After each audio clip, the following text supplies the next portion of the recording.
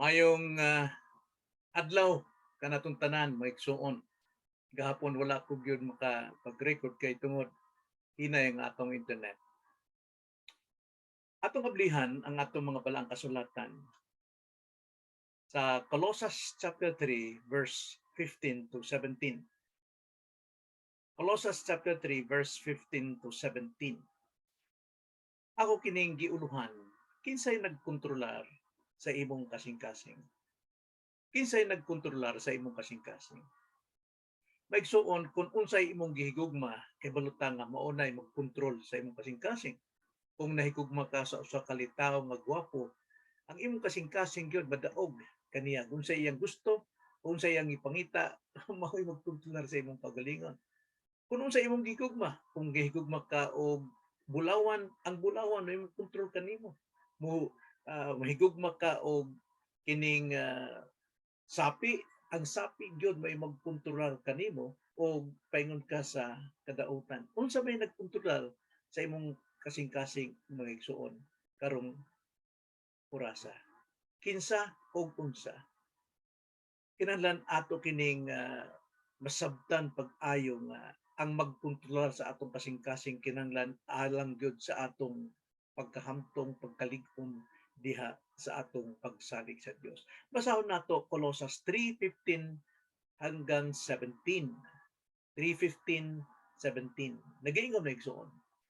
Og paharia ang kalinaw ni Kristo diha sa inyong mga kasing-kasing. Na ngadto sa maong kalinaw kamo sa pagkatinuod gipanagtawag diha sa maurang usa ka lawas. Og magpasalamaton kamo. Ang pulong ni Kristo papuy-a nga madagayaon kayo diha kaninyo. Sa magatudloay o magatinambagay kamo ang usa sa usa sa tanang kaalam. Og sa mag-aawit kamo mga salmo og mga alawiton og mga awit nga espirituhanon uban ang pagka-mapasalamaton diha sa inyong mga kasing-kasing ngadto sa Dios. Og bisan unsay inyong pagabuhaton, sa pulong o sa buhat, buhata ang tanan sa ngalan sa Ginoong Jesus. Nga magahatag kamo sa mga pagpasalamat ngadto sa Dios nga mahan pinaagi kaniya. Mag-ampo ta mga igsoon. Dalay ko na mong amahan, salamat na ikaw gyud ang maoy nagakontrolar sa kinabuhi sa matag tao, ang among kasing-kasing. Hinaot pa nga among masayran nga kining kasing-kasing nga isip ng mga Kristohanon imo kini. Ang dili kami kini among parag-iya lamang. So busa Lord, tudluin mi sa imong pulong karong higayunan nga imo kaming ablihan sa among mga nakapiyong nga mga matas kasing-kasing o mga dalunggan nga naitaptap nga dili madungog ang imong mga pagpanudlo. Hinaot pa ng imong balang espiritu may mag-abli ni tanan aron masabtan namo ang imong pulong. Mao kini nga among pag-ampo diha lamang sa ngalan sa Ginoong Kristo. So nakita nato kung unsay imong gigugma o unsay nagpuyo sa imong kasing-kasing, mao na imong kontrolar sa imong kinabuhi. Kasing-kasing maigsoon, mao kini ang atong pagkatao sa sulod. Kung ikaw Kristohanon, ang imong pagkatao sa sulod, mao ang imong kasing-kasing, dili ka nang nag-ulbo-ulbo nga kasing-kasing, kundi ang imong pagkatao sa sulod. Mao kini ang trono sa imong pagbati. Mao kini ang trono sa imong panghunahuna, sa imong tinguha, sa imong pagplano o sa imong pagdesisyon. Na kasing-kasing maigsuon sa dili magtotoo, ulipon gyud sa sala.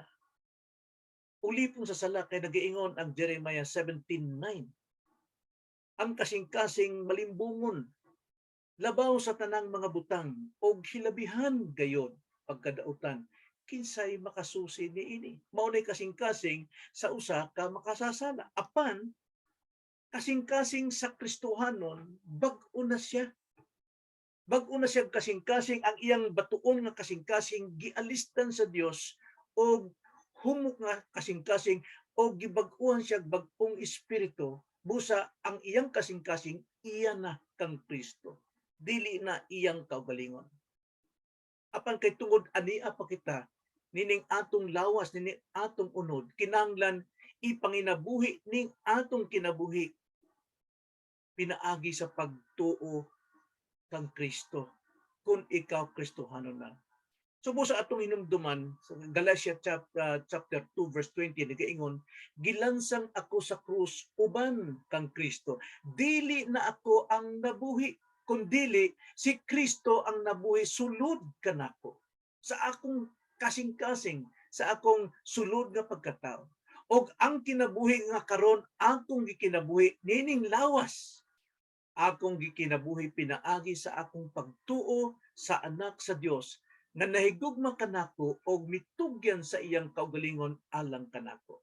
Kung sige pakita, ang atong kasing-kasing, ang atong kinabuhi sa sulod dili na ato. Apan kita nagkabuhi pagkinabuhi panining lawasa, kinahanglan kining atong pagkinabuhi sa lawas ipanginabuhi nato sa pagtuo kang kinsa kang Kristo nga naghatag sa iyang kinabuhi alang kanato.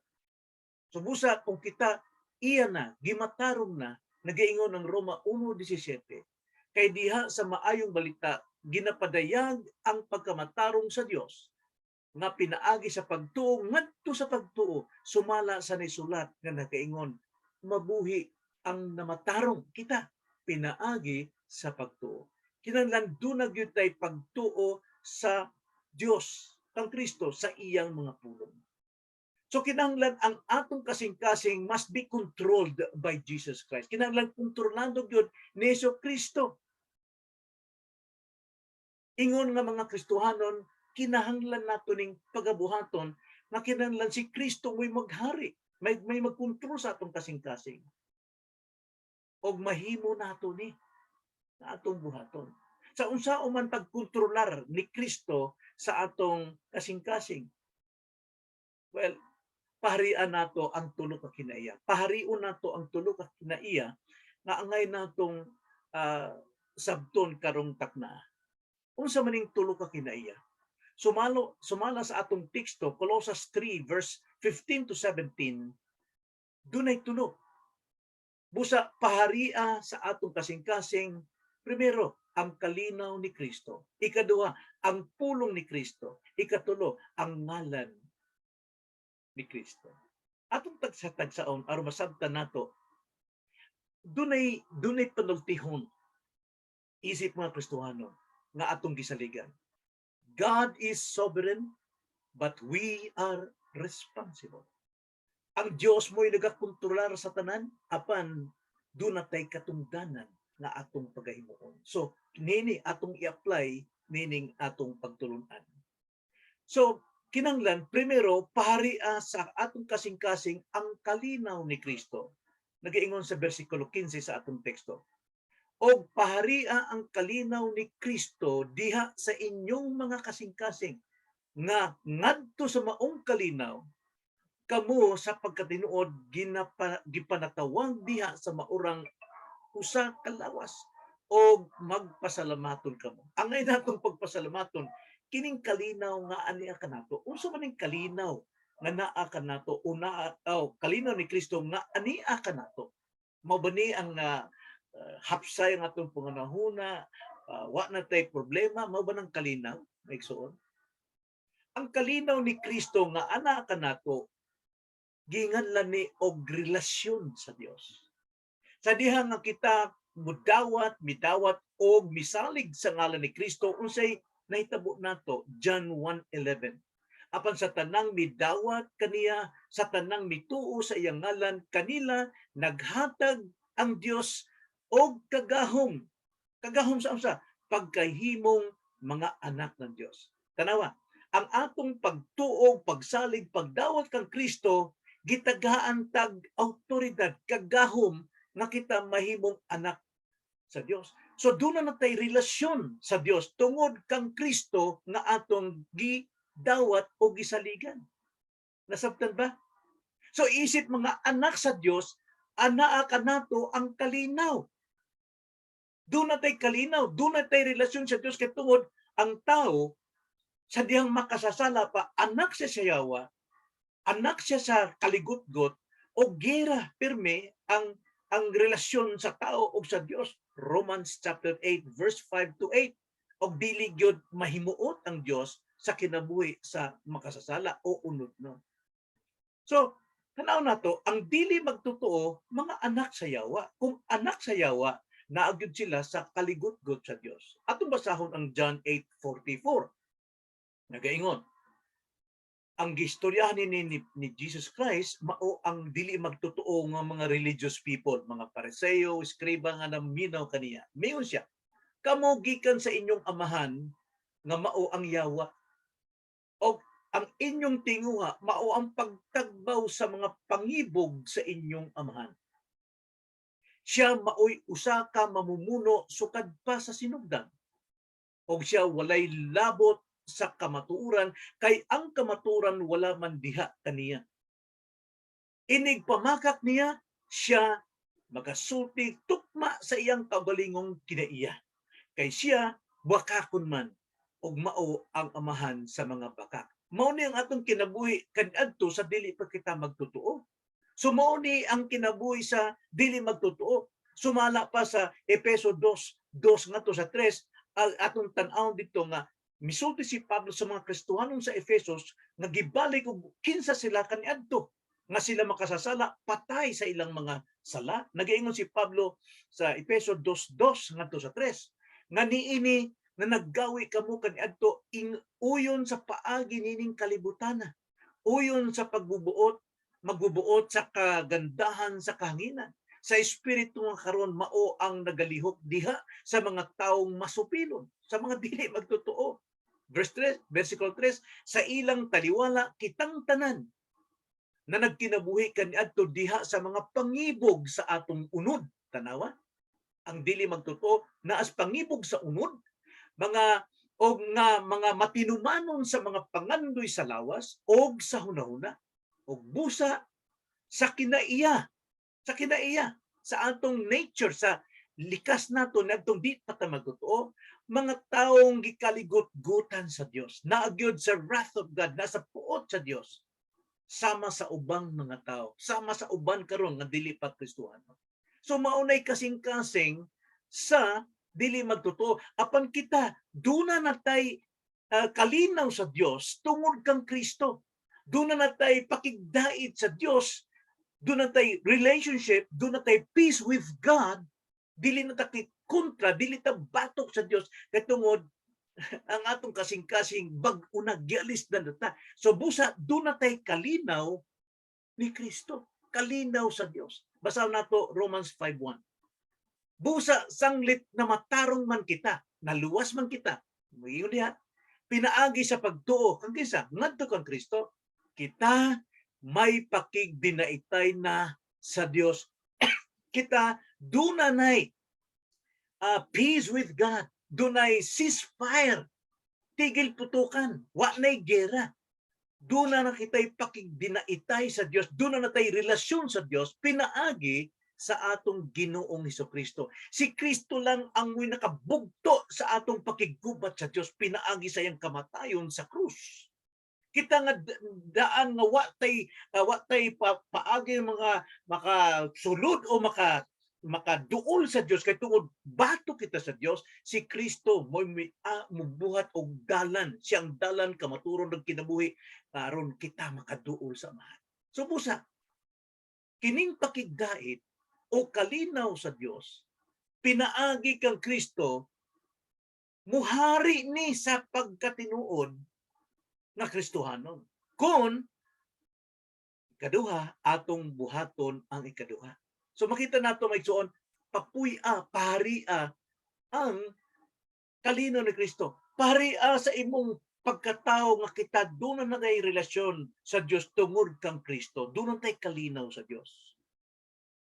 So, kini mulambo ni sa pagkatinuod kon atong pagabuhaton ni ikaduha. Unsa ni ikaduha? Verse 16. Ang pulong ni Kristo papuy-a nga madagayaon gayud diha kaninyo sa tudlo ay og magatinambagay kamo ang usa sa usa sa tanang kaalam og sa mag-aawit kamo og mga salmo og mga alawiton og mga awit ka espirituhanon uban ang pagkamasalamaton diha sa inyong mga kasing-kasing ngadto sa Dios. Unsa noy kunoy atong pagabuhaton ikaduha? Unsa ning kining kinaiyaha maigsuon? Papuy-a sa kasing-kasing ang pulong ni Kristo. Papuy-a. Ang pagpuyo diyan na sa pulong ni Kristo sa atong kasing-kasing maigsoon kay Bautag giingon sa bersikulo 16 kinahanglan nanaw sige tag-awit bahin sa mga salmo, sa mga himno, mga espirituhanon dunay mga meaning, dunay sulod ang atong pagkantag dili kalibutanon kinahanglan ang atong pagkantag gikan sa pulong sa Dios, mga himno ug salmo nga makapalambo sa atong kaalam bahin sa Dios, sa espirituhanon sa atong mga experience kay giunsa tagiliwa sa Ginoo mao nay atong alawiton. Kinahanglan mao kana ang pulong ni Kristo. So busa aron kini nga mulambo gyud o mapuyo gyud ang pulong sa Dios kinahanglan gyud nga ato kining kanon atong basahon atong i-meditate nato nganuman kay ang pulong ni Kristo espiritu og ang espiritu mo'y nagahatag og kinabuhi. Itong basahon na igsuon ang Juan 6:63. Nagaingon si Kristo sa iyang mga sa iyang mga tinun-an.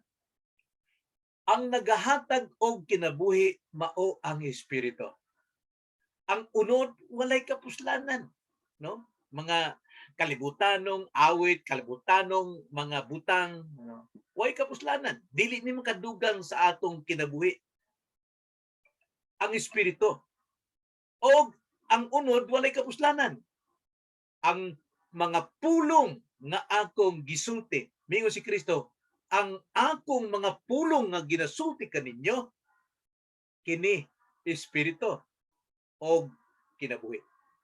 So samtang magapaminaw ta sa pulong sa Dios nga ginawali, nagaingon ang Roma 10:17, magagikan mulambo, mutubo, mulig-on ang atong pagtuo. Nga naman, faith cometh by hearing.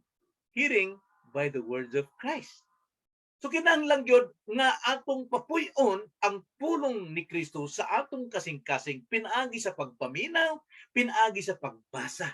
Kinahanglan mudagaya ni sa atong kasing-kasing pinaagi sa atong pagtuon. Tanawa ang Joshua 1:8 kay nung dumo sa Joshua 1:8 ayaw pag-ibulag kining basahon sa kasuguan sa imong baba hinunua magpamalandong ka ni ana sa adlaw og sa gabi aron himatngunan mo sa pagbuhat sumala sa tanan nga gisulat dinhi kay sa ingon ni ana ikaw magmauswagon sa imong panaw ug unya makabot mo ang kauswagan.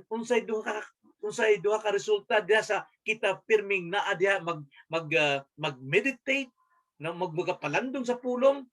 Nagaingon, ikaw magmasuwagon sa imong panaw, sa imong kinabuhi, sa imong panaw nining kinabuhi og unya makabot mo ang kauswagan. Naagyod ang atong kauswagan sa espirituhanong pagpanginabuhi. So busa ang pulong papuy-a sa kasing-kasing. Pulong sa Dios kinahanglan maoy atong kalipay. Sumala sa Salmo 1:2 nagaingon, kung dili anaa sa kasuguan ni Jehova ang atong kalipay. Og sa kasuguan niya magapamalandong siya sa adlaw o gabi. Atog yung i-meditate day and night ang pulong sa Dios. Paharia, papuy-a sa atong kasing-kasing. Nganuman, kay mintras na kita nagabasa, nagapamalandong, magkadaghan sa kaalam sa Dios na ay malikayan nato maigsuon. Tulo gyud ka kasaypanan nga malikayan nato. Basahan nato Salmo 1:1. Unsa man ang malikayan nato? Naingon niya, bulahan ang tawo nga wala magalakaw sa tambag sa mga dalan, ni magatindog sa dalan sa mga makasasala, ni magalingkod sa mga lingkuranan sa mga mayubiton. Unsa kuno? Bulahan ka kung imong gipapuyo ang pulong sa Dios kay tungod mauni makalikay nimo sa paglakaw sa tambag sa mga dautan. Ikaduha, mo ni makalikay nimo sa pagtindog sa dalan sa mga makasasala. Ikatulo, mo ni makapalikay kanimo sa paglingkod sa mga lingkuranan sa mga mayubiton. O unsa mahitabo nato? Atong basahan ng bersikulo 3. Unsay mahitabo nato? Bulahan ka. Bulahan ka. Ngano man, nagaingon, og siya may sama sa kahoy nga natanom sa daplin sa kasapaan sa tubig nga nagadala sa iyang bunga sa iyang panahon, kansang dahon usab dili malaya og bisan unsa nga ginabuhat niya magamawaswagon, di ba? Sama ni sa Joshua 1:8. Mahimo ka sama ka sa kahoy nga natanom sa daplin sa sapa, maigsuon kasapaan. Dili gyud ka mamalaya, dili gyud mamatay. Inay magadala sa imong bunga sa panahon. Kada panahon gyud sa pamunga naa gyud. Unya ang imong mga dahon, ang imong mga buhat, ang imong mga testimonyo dili gyud malaya. So busa unsa may imong pagabuhaton magmauswagon gayon ikaw. So busa unsa ang pagpahari, unsa ang pagkontrolar ni Kristo sa atong kinabuhi, doon natin katungdanan. Primero, pariun nato sa atong kasing-kasing ang kalinaw ni Kristo. Ikaduha, papuyon nato sa atong kasing-kasing ang pulong ni Kristo. Ug ang ikatulo, buhata sa kinasing-kasing ang tanan sang ngalan ni Kristo. Versikulo 17, nag-ingon, og bisan unsay inyong pagabuhaton sa pulong o sa buhat, buhata ang tanan sa ngalan sa Ginoong Hesus, nga magahatag kamo sa mga pagpasalamat ngadto sa Dios nga Amahan pinaagi kaniya. Na unsa man nato pagpasalamat sa Ginoo kung wala nato paria ang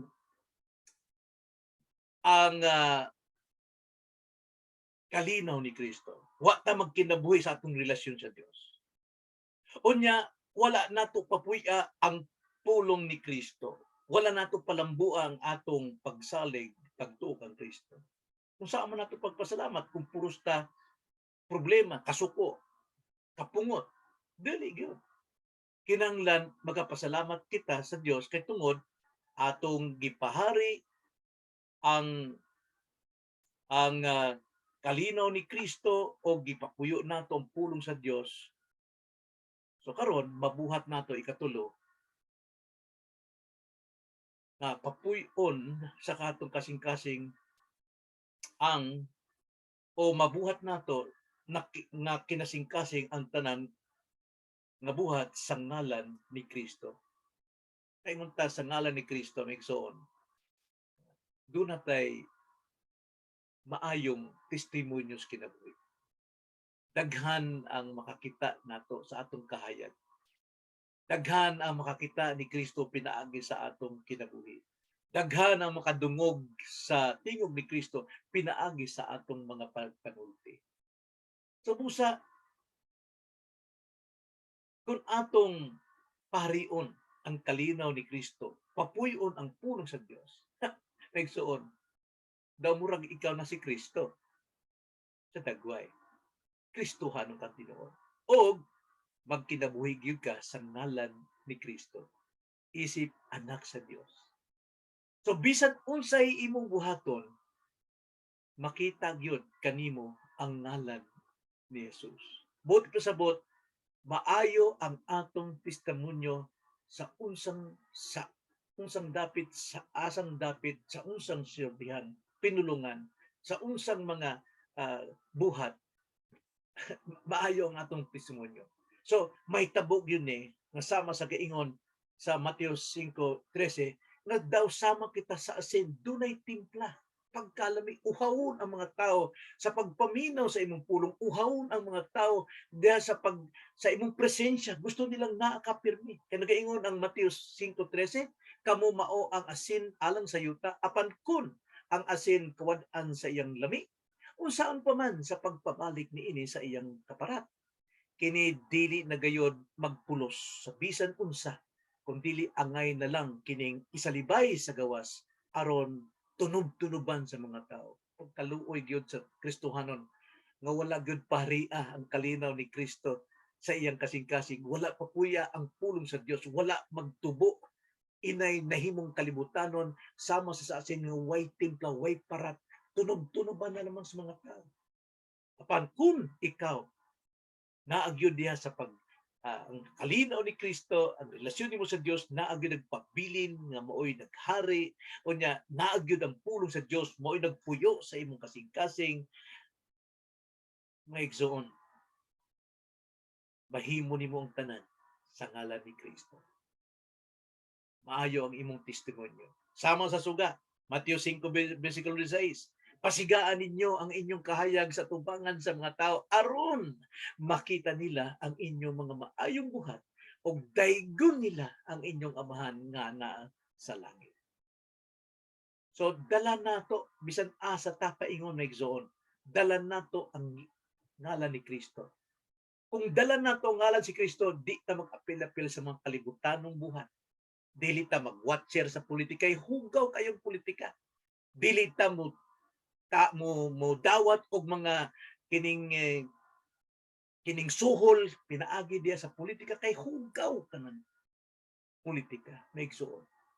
Kinanglan sa tanang buhat nato mahimayag gyud ang Dios.